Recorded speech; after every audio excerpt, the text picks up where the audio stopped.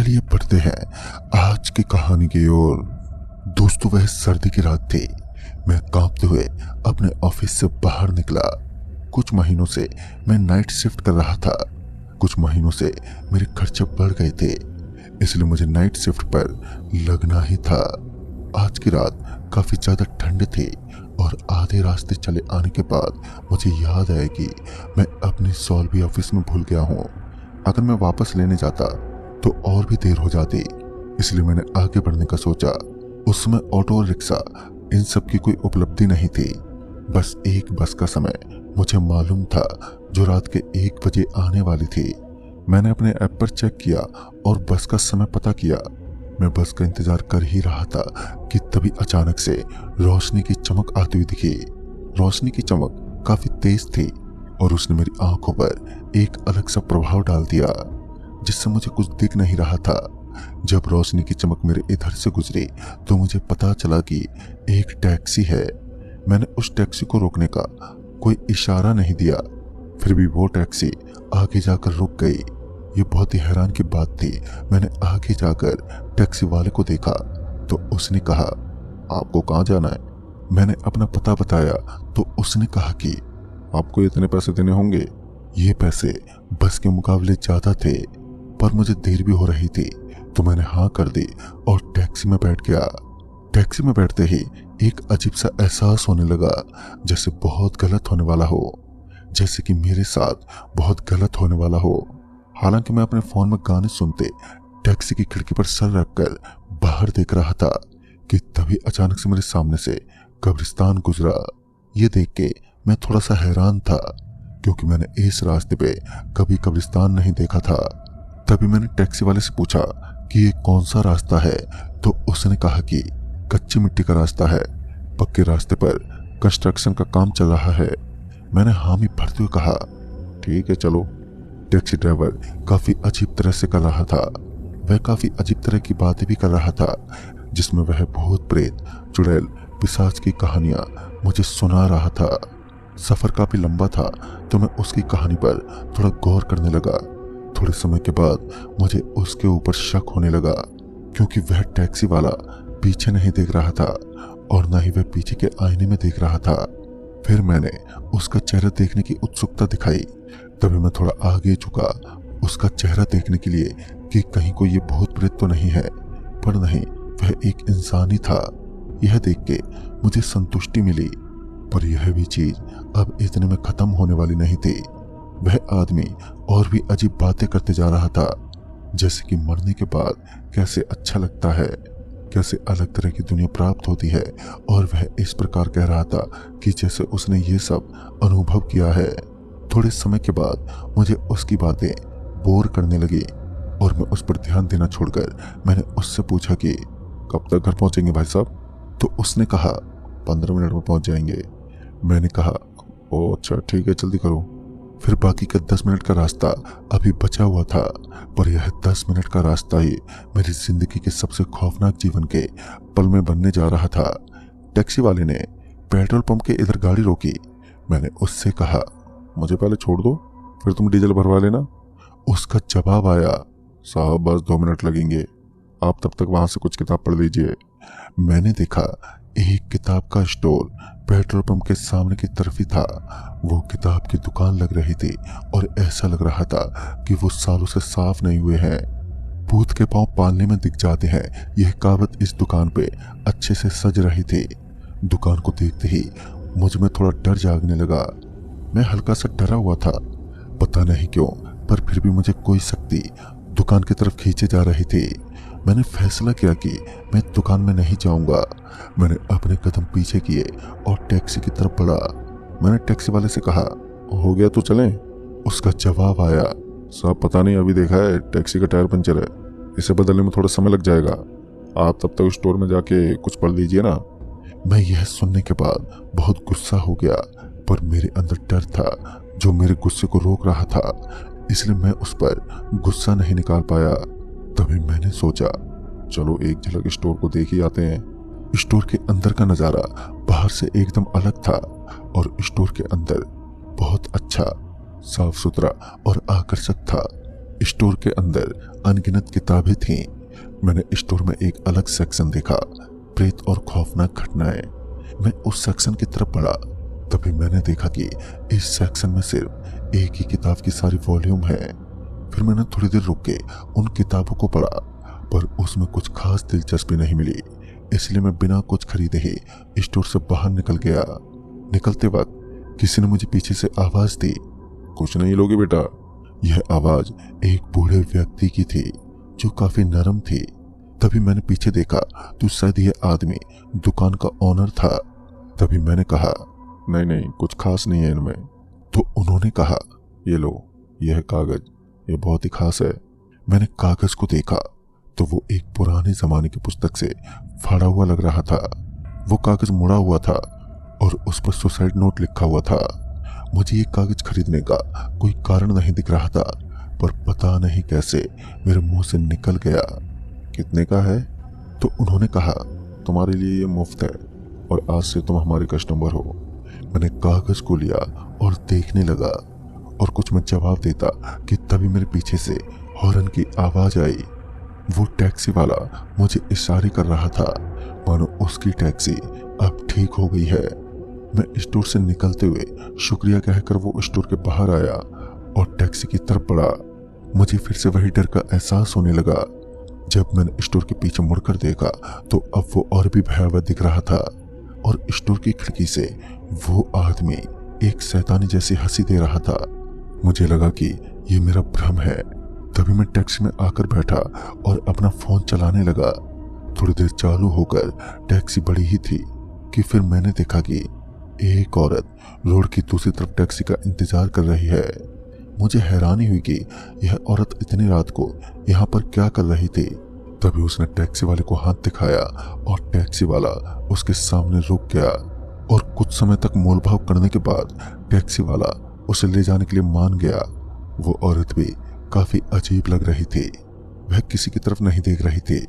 उसने सीधा आकर खिड़की पर अपना सर रखा और लग रहा था कि उसी तरह वह पूरा सफर बिताने वाली है। मैंने इन चीजों पर ध्यान देना ही छोड़ दिया और फिर अपने फोन में गाने सुनने लगा। अचानक से मेरे फोन की बैटरी शट डाउन हो गई।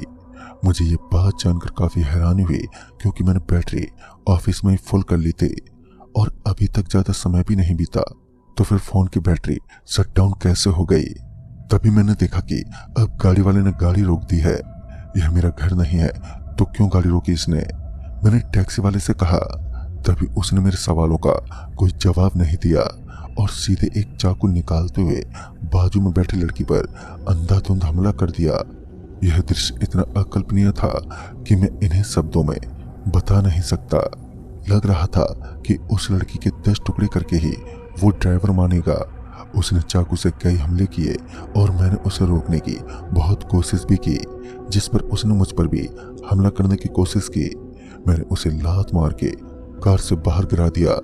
जिसके बाद मैंने उस लड़की की तरफ देखा तो वो लड़की पूरी खून से लथपथ हो गई। उसके शरीर से खून की धारा बह रही थी।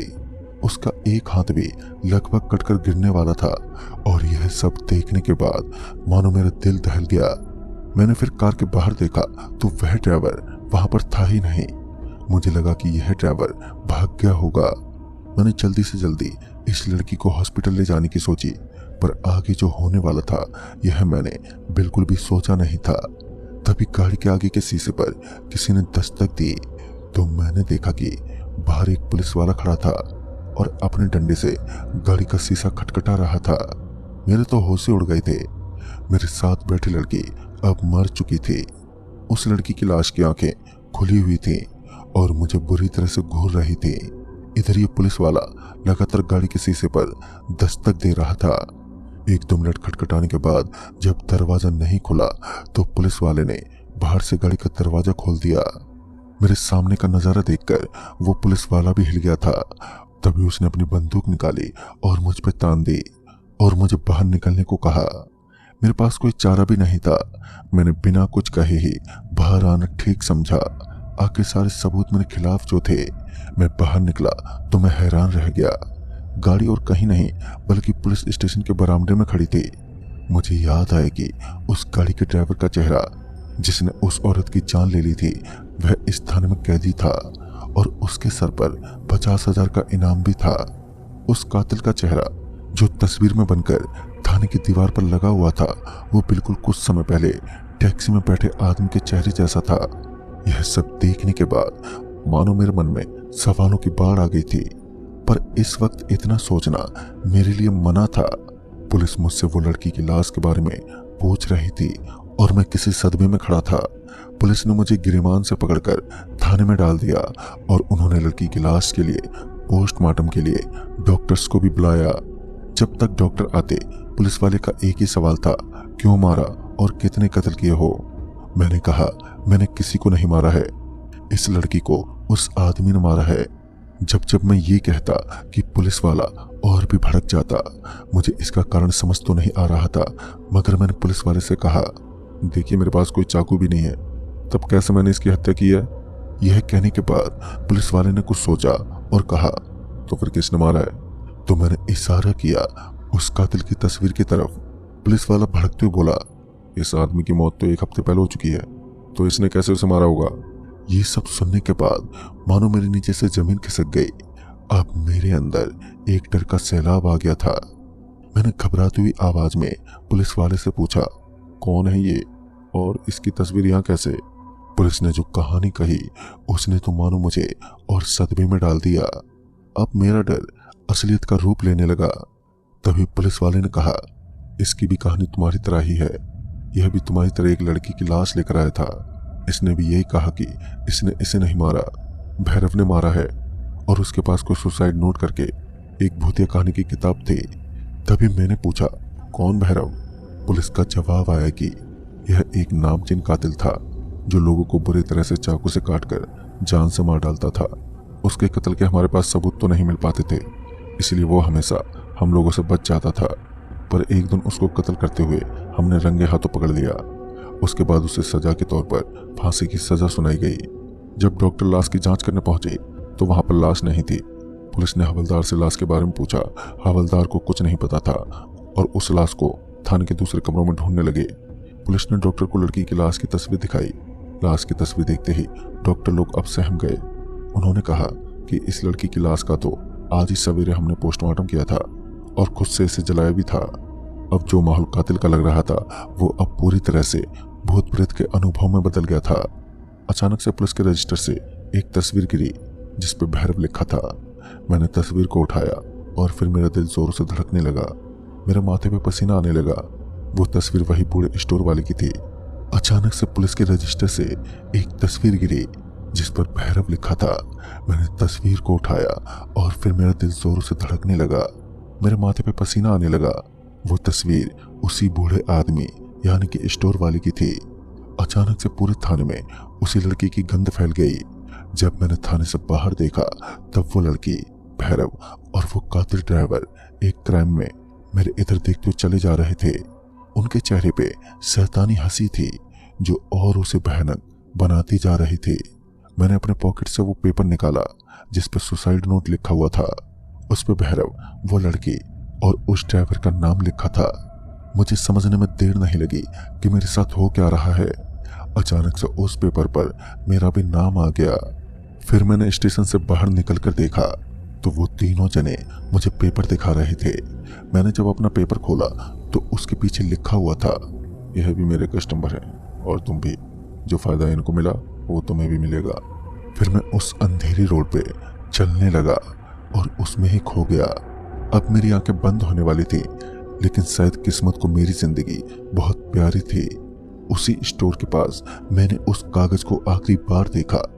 उसी समय बारिश मेरे लिए फरिश्ता बन गई। जैसे ही बारिश होने ही वाली थी कि उसी वक्त वो तीनों मेरी तरफ ऐसे दौड़ रहे थे जैसे कुत्ता गोश्त की तरफ दौड़ता है। लेकिन बारिश की एक बूंद पड़ते ही मानो तीनों गायब हो गए। अचानक उसी समय मेरी आंख खुली और मैंने खुद को अपने बिस्तर पर पाया। मुझे खुद ये समझ नहीं आया और उसी समय मेरे सामने एक पन्ना गिर गया। उस पर सिर्फ 2 शब्द लिखे थे, बुलंद किस्मत। सच में किस्मत काफी बुलंद थी जो मैं ये दास्तां सुनाने के लिए सही सलामत आज जिंदा हूँ। तो दोस्तों, इस कहानी में बस इतना है।